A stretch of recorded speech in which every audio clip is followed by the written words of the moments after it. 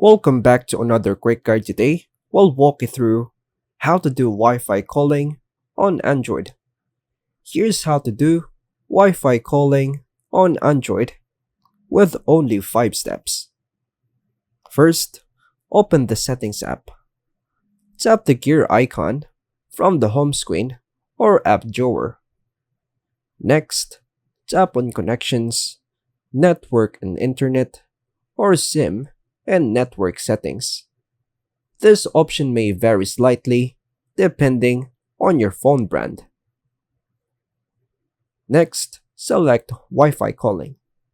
If you don't see it right away, tap mobile network that you use, so choose the Smart to find it.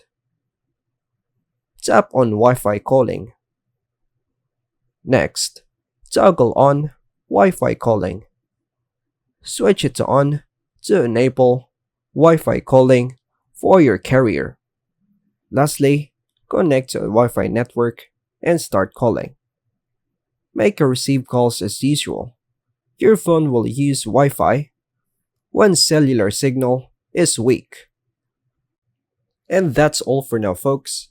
Thanks for watching.